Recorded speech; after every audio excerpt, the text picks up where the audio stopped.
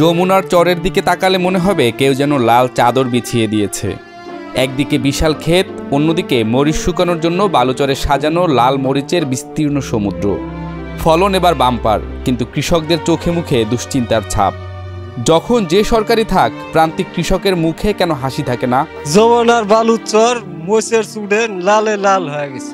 জামালপুরের ব্রহ্মপুত্র ও যমুনার বুকে প্রতিবছর বন্যার পলি এসে জমে। সেই উর্বর ৭,০০০ হেক্টর জমিতে এবারও হয়েছে মরিচের চাষ।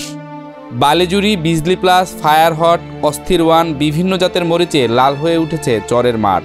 আমাদের এই মরিচ ফলাতে অনেক কষ্ট হয়েছে, বহু টাকা খরচ হয়েছে। আমরা যদি এই দাম না পাই তাহলে আমাদের কিছু থাকবে না। ১ মাস সময়ের মধ্যেই ৩ থেকে ৪ বার তুলতে হয় পাকা মরিচ। মরিচ শুকানোর পরে কেউ কেউ সাথে সাথেই বিক্রি করেন, কেউ সংরক্ষণ করেন পরে ভালো দামে বিক্রি করার আশায়। বিঘাতে মরিচ ১২ থেকে ১৩ মণ আসে। এই মরিচটা আমরা ২ থেকে ৩ বার উঠাই, ঘরে সংরক্ষণ করে রাখি। যখন মরিচের দর হয় তখন আমরা এই মরিচটা বিক্রি করে দিই। আশ্বিন মাসে শুরু হয় মরিচ চাষের কর্মযজ্ঞ। পরম যত্নে ফলন তোলার পর দুশ্চিন্তা হয় ন্যায্য দাম পাবেন কিনা।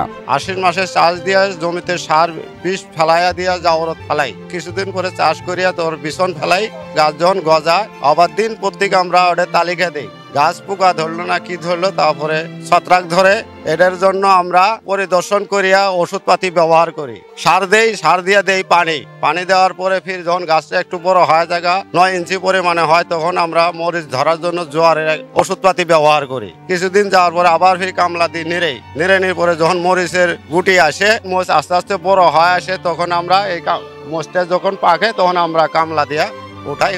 তীব্র রোদে সারাদিন মরিচ তুলছেন এই নারীরা, যাদের জীবনের গল্পটাও চরাঞ্চলের মতোই, প্রতিনিয়ত টিকে থাকার লড়াই। গরিব মানুষ, নদী ভাঙ্গা মানুষ, ৫-৬ জন মানুষ খানাওয়ালা, কোনো কাজ কাম করতে পারে না।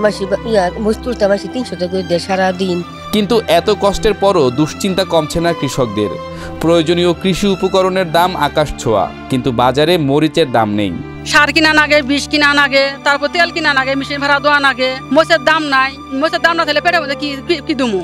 মরিচের আবারটা শুরু থেকে শেষ পর্যন্ত ৫০ থেকে ৬০,০০০ টাকা খরচ হয়। আমরা ন্যায্য দামটা পাই না। সরকারের কাছে এটি একটা আবেদন, যদি আমরা ন্যায্য মূল্যের দামটা পাই, আমরা কৃষক মানুষ যদি চলি ফিরি খেতে পারি। বাম্পার ফলন হলেও মরিচের বাজার দরে অসন্তুষ্ট চাষিরা, কিন্তু কৃষি কর্মকর্তারা বলছেন তারা বিষয়টি দেখছেন। নারায়ণগঞ্জ উপজেলায় এবছর ৪৪৫ হেক্টর জমিতে মরিচের আবাদ পরিচিত হয়েছে। মরিচের বাম্পার ফলন হয়েছে, তবে কৃষকরা একটু দামের ব্যাপারে একটু অসন্তুষ্ট। আমরা সংশ্লিষ্ট দপ্তরের সাথে এ ব্যাপারে আমরা কথা বলে কৃষকদের দামের ব্যাপারে যমুনার চর যেন লাল সোনার খনি, কিন্তু এই লাল মরিচের ফলন যদি ন্যায্য দামে না বিকয়, তাহলে কৃষকদের রঙিন স্বপ্ন আবারও বিবর্ণ হয়ে যাবে। কি হবে চরাঞ্চলের কৃষকদের ভবিষ্যৎ?